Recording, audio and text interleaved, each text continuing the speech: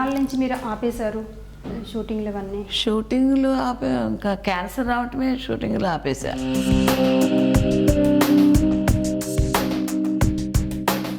నాటకాల్లోకి చేసి సడన్గా స్టేజ్ కెమెరాకి వచ్చేసరికి మీకు ఏమైనా ఇబ్బంది అనిపించిందా?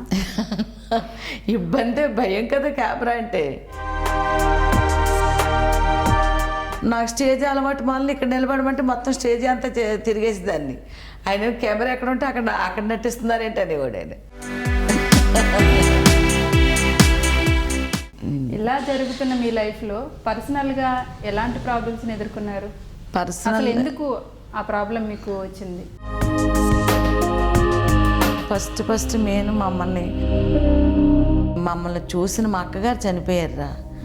ఆర్థికంగా ఇబ్బందులు అప్పుడే వచ్చాయి నాకు.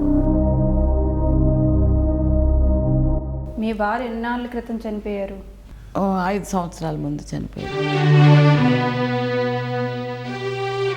మరి కుంకుమ ఎందుకు పెట్టుకున్నారు? ఇది కుంకుమ నాకు ఇక్కడ కేరళ ఆయన ఒక గురువు ఉన్నారు. ఇప్పుడు ఆరోగ్యం అంతా ఓకేనా? అంతా ఓకే. నా క్యాన్సర్ కూడా తగ్గిపోయింది. ఎలా తట్టుకోగలిగారు మీరు ఆ సిచ్యువేషన్లో? ఎన్నేళ్ళు ఆ క్యాన్సర్ వ్యాధితో పోరాడారు మీరు? క్యాన్సర్ ఏమైందంటే వచ్చిన 3 నెలల వరకు నేను డాక్టర్ చెప్పారు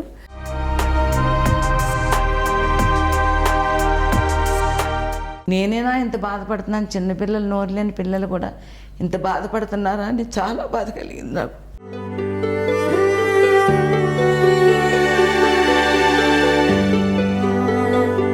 అంటే అది శరీరాన్ని బాగా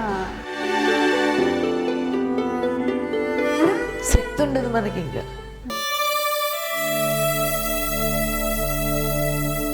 అలా ఎన్ని కుటుంబాలు ఎంతమందో బాగో.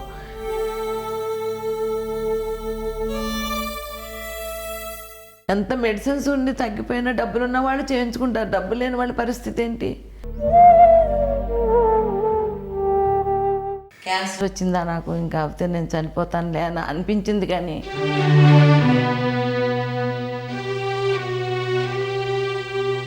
చూడండి ఒకసారి వెళ్ళి. ఇది హాస్పిటలా? వెళ్ళొచ్చు. అసలు అక్కడికి వెళ్తేనే మీకు కొన్ని పరిస్థితులు, మనుషులు అనారోగ్యాలతో ఎంతగా బాధపడుతున్నారు అనేది కూడా తెలుస్తుంది. వెళ్ళాలి మీలాంటి వాళ్ళు, ఎందుకంటే మీకు చాలా విషయాలు తెలుస్తాయి.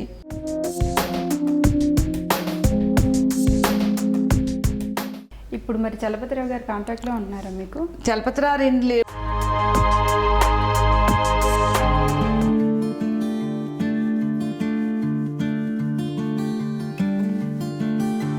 అందరినీ నాలాంటి వాళ్ళని ఆదుకో. డబ్బున్న వాళ్ళకి ఏం పెట్టుకో, నువ్వు డబ్బు లేని వాళ్ళని ఆదుకో. తప్పకుండా మీరు నోటితో ఏదైతే అన్నారు అలాంటి వాళ్ళ దగ్గరికి నేను వెళ్ళి వెతుక్కుంటూ వస్తాను. వెళ్ళండి, ఎందుకంటే భగవంతుడు నిన్ను చల్లగా అష్టైశ్వర్యాలతో ఆరోగ్యాలతో. నేను రోజుకు ఒక 100 మందికి హెల్ప్ చేసే కెపాసిటీ మాత్రం దేవుడు ఇవ్వాలని మాత్రం కోరుకుంటున్నాను.